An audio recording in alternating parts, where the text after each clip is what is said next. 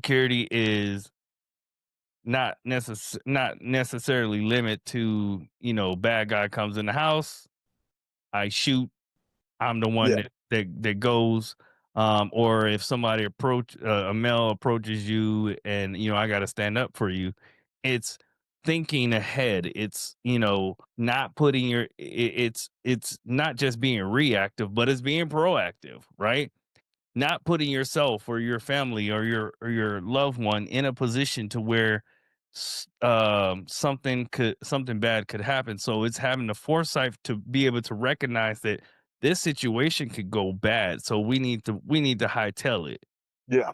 You know, Outlook. it's not a good idea, like I was saying earlier, for you to go out to the club on a Saturday night with your homegirl and ain't no male there with you. Not even because, it's potential that some man could come up to you and try to holler at you, but you're also in an aggressively charged environment where alcohol is in play. And I've been to a club where they started shooting in the club and got trampled. And I Oh, can tell you right now, it is not fun.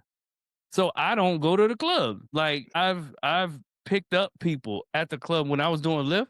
I picked up people at the club and I'm sitting outside waiting for the person who contacted me to come outside, and literally right in front of me, a group of dudes start fighting. Like, just understanding that I may have the foresight and the wherewithal to say, "Hey, it's not a good idea for us to go over there. It's yeah. not a good idea." Here's the one that a lot of women don't like. It's not a good idea for you to go outside dressed like that.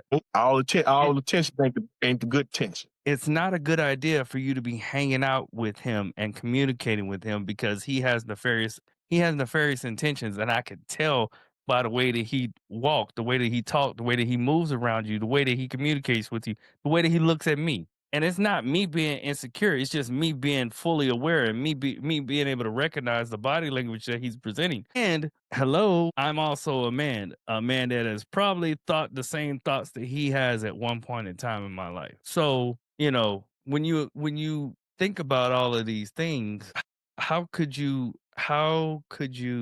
not want to be with a guy like that? Even if he is on a lower income spectrum, because a lot of the times what the guys that, got a lot of money, their minds and their attention is on other things other than their families, their wives, the things that they have going on outside of business. Yeah. And that was one thing that I noticed when I told you last week that I took my son out to that car show where they was auctioning off the Lamborghini. There was a lot of dudes with money around there. Yeah. Thing that I noticed, and I was paying attention to this because I wanted to watch the dynamics between the men and the women, is that the men oftentimes were off talking to other men about business. And Yeah. the women that they were with had to socialize with the other women that were there if they knew them or if they were in that circle. But then also there were other women there that were single who were dressed like, I'm here to steal somebody, man. And then there were also dudes, which, by the way, a lot of them were failing at it, were there trying to pick up women. Yeah. Yeah. I wish some of them I could be like, dude, you couldn't go get that suit tailored a little bit? Yeah. Like, Soften the thing up, baby. so, it's like I'm an observer, right? I sit and I watch people, and I have a innate ability to pick up on things, pick up on body language, pick up on social cues and these things from afar. And I'm able to assess how things are gonna go just off of what I see. And so that's how I typically move. But a lot of women get into these spaces and they're just kind of, I'm here having a good time and blah blah Living blah, it. not really Living it. paying attention to what's going on. But that's why you need a dude who got his stuff together mentally, and can recognize these things, or not put you in a position to where you find yourself in a bad situation. Yeah. It could come from a man that's 50-50, or it could come from a man that's traditional. I don't think that really plays a part in it in It any form or fashion. it doesn't one, but they tend not to want to listen to a guy who needs. I don't. I'm. It's hard for me to understand. You're a woman who wants to be have say so and do all this other stuff. So a man who needs you, because you don't really hear men saying, I don't need a woman. I'm not, because we don't say I'm not dating a woman, but you know what I'm saying? If she don't work at Chase Bank and she's the branch manager and we don't say things like that. You know what I'm saying? We don't if the physical and the vibe check happens, you can be the mop girl at McDonald's, and if there's something that connects you with the man, he's gonna be there. It's like, okay, yeah, I like her. You know what I'm saying? And so I don't understand how women don't seem to understand that. Yes, if a man talking about, or he's saying, baby, we have to, your check and my check together, we could do this and this and this together. He's letting you know that he needs you. All right, he needs you. You know what I'm saying? He don't need you to take care of him. He needs you to help, you know what I'm saying, facilitate this relationship that or this life that we're going to have.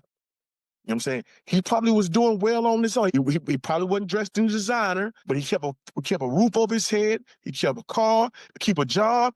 He took care of himself. But to add you and to have a to perceive through a life that you know what I'm saying, you want to do things. You know what I'm saying? You want to take trips. You want to, you know what I'm saying, go on dates. You want to do all this other stuff. He needs you. And that's not a bad thing. Well, no, because what is it? 85% of millionaires are married. And here's the thing, even with that, a relationship is more likely to last when you guys have built it together Yes. than it would be if you met him at the finish line and he was already there. Like the dynamic is different Dynamic is different. Yep.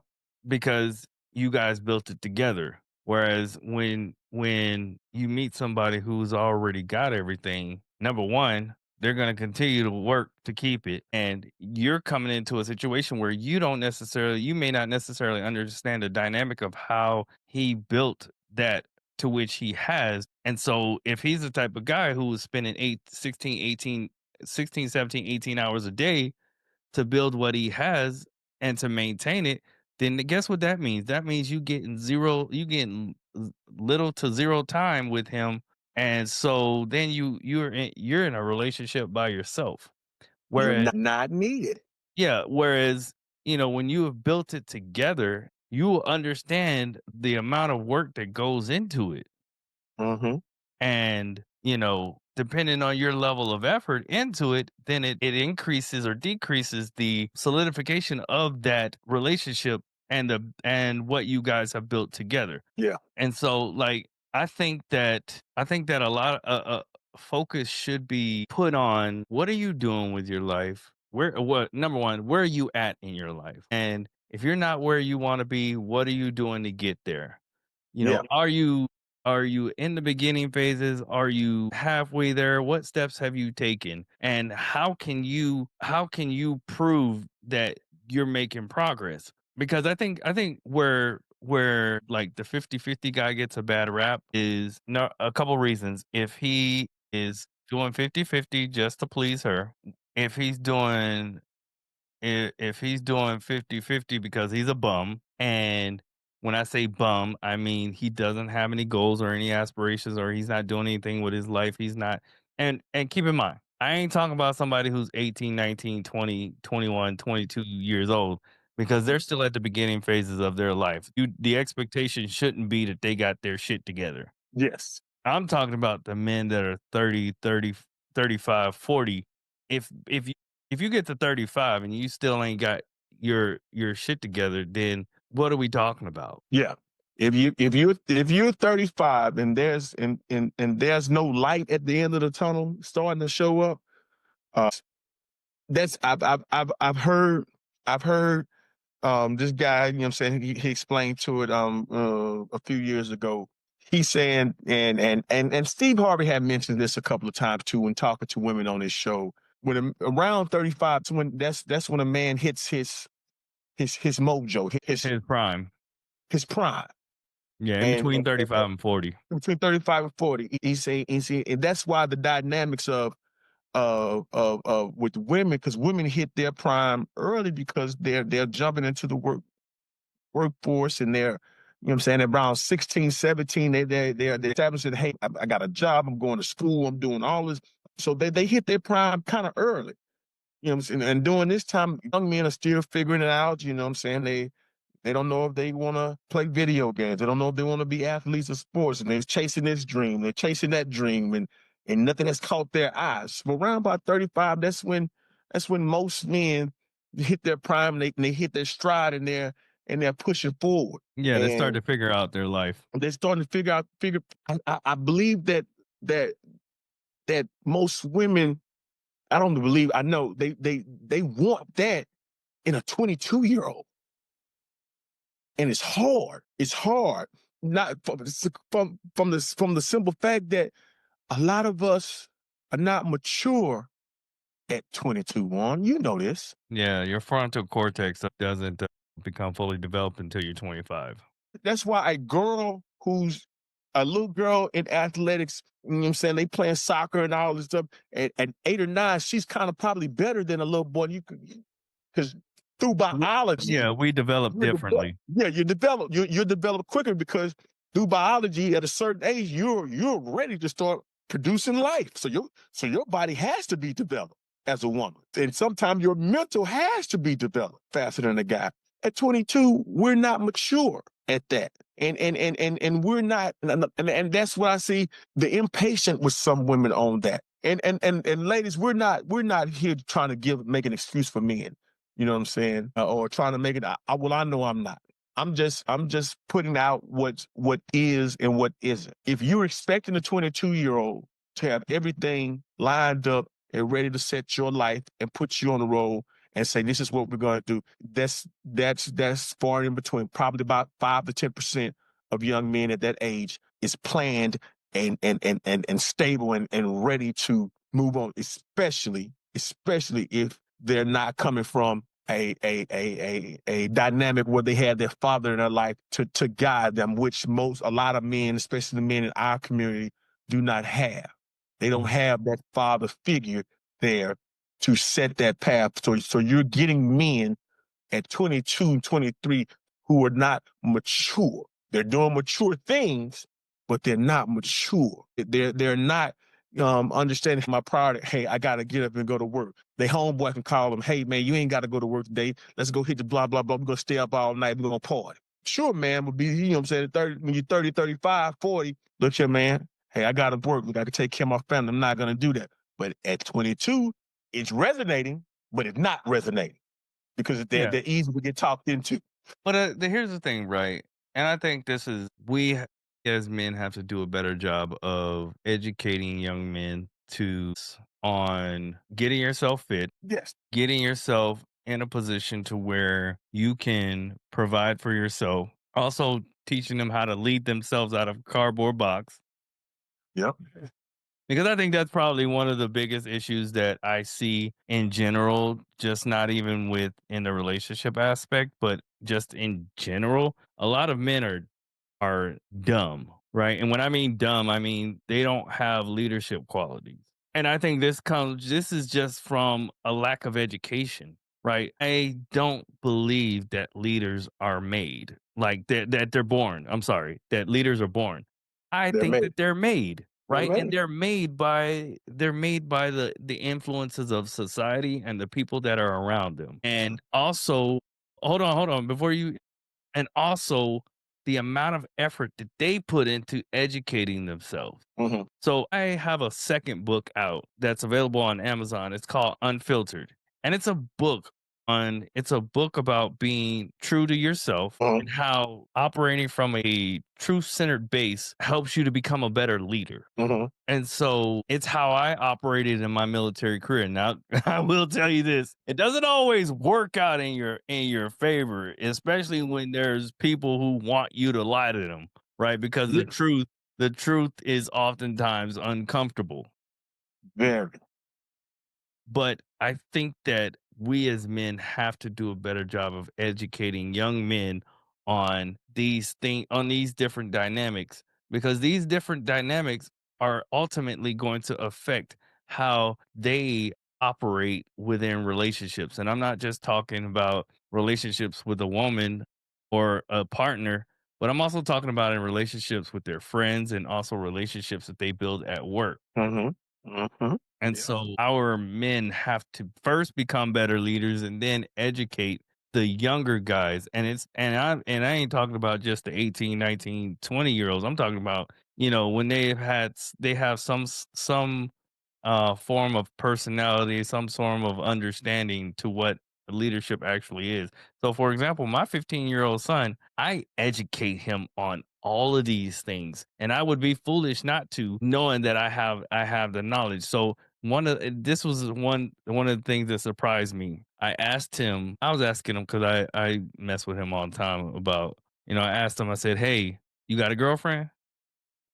And first he was like, "No." But then I be seeing him texting these little girls or whatever, and I'm like, "All right, whatever, man."